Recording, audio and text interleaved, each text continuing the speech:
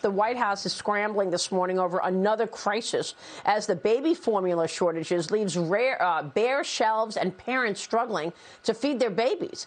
Jen Psaki was pressed on whether the FDA could have done a better job handling this situation. Watch. It does seem like we should have seen this coming, that maybe the FDA could have done more on the baby formula shortage. What is the White House doing to correct that at the FDA? I'm sure there will be plenty of time to take a look at if there are any issues that could have been improved here. I don't have any specific analysis of that at this moment in time. What I will note is that there has been work ongoing on this for months. Wow, it's one crisis after another. Joining me right now is North Carolina Congressman Greg Murphy. He is a member of the House Ways and Means Committee. He's also vice chairman of the GOP Doctors Caucus. Congressman, it's great to see you. Thanks very much for being here this morning.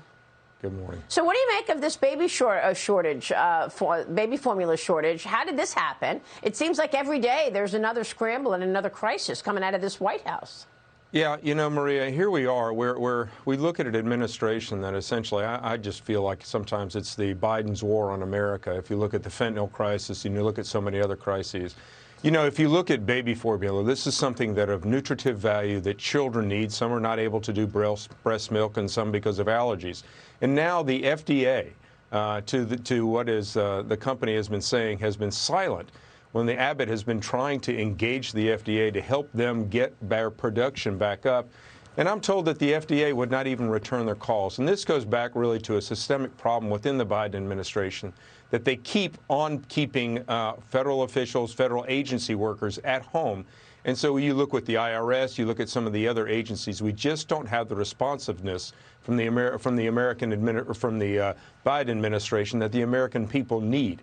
And so now, tragically, women in the midst of this massive inflationary gas prices are having to drive everywhere in the hope of being able to find substantive nutrition for their infants. It's critical. You know, the administration cares more about pronouns, about race division, about creating energy dependence than it does really caring about the American people. Well, I've never seen such ineptitude, honestly. I mean, look, what we are learning, and it started with your colleague, Congresswoman Kat. She basically said that there is baby formula at the border. So let's look at some of the issues around the southern border, which you've been to and you've talked about so much. Agents in Texas have seized $18 million worth of meth. The meth drug was being smuggled into Laredo, Texas on a Mexican truck. As Biden's set to lift Title 42 in little over a week, Congressman, look at all of this meth in these containers. This is on top of the fentanyl that is killing Americans. We know that we have new numbers. 107,000 Americans died from overdoses due to either fentanyl or cocaine. All of which came over the border. So what are your thoughts in terms of Title 42 going away? Now it's a little over a week away. The administration wants to reverse it on May 23rd. Well, Maria, I just want to say very clearly, this is Biden's war on America. It is reprehensible, his actions allowing basically, we have no operational control of our southern border. The drug cartels do. Let's just be very, very clear. We have no operational control of our southern borders. And if you look at the flood of illicit drugs, fentanyl primarily, that's coming through our southern border, making every city in our country a border city, and where we have now, as you point out, 107,000 deaths, the CDC pointed that out, a 15% increase from the year prior. And now when we take away Title 42 and we continue the flood, tripling, if it is, the number of individuals coming across our border, flooding, totally overrunning our border agents, we know that the drug cartels are taking full advantage of this. We've seen the price of fentanyl on the street of the United States drop 50% because of the glut, essentially, of fentanyl. So again, Biden's war on America, it is the killing of the American people by the Biden administration and their policies. Let's just be very clear about that. Congressman, we're looking at these pictures while you're talking. It's absolutely extraordinary. I mean, listen to what you just said and look at these pictures. You just said we have no operational control of our southern border.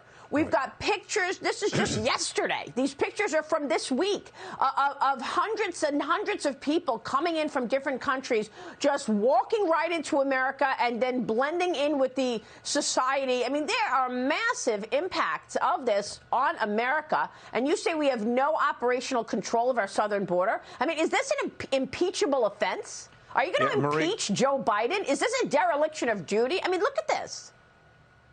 Maria, I'll just point out, and I try to say this very, very objectively, because I don't throw the impeachment word out just willy-nilly. President Biden has had two very clear, very, very clear impeachable offenses against the American people. Number one, the debacle in Afghanistan, where he literally said we're never going to leave Americans behind, and he did, leading to the death of 13 service members. Our office worked to get allies out of Afghanistan. So his dereliction of duty, what happened with Afghanistan, is number one. And number two is the handling of our southern border. You know, look, this is the Biden's war on America. And then what are we doing in our military? We're kicking out tens of thousands of good military members because they won't get vaccinated in a day where we have therapeutics. So you simply cannot make this stuff up.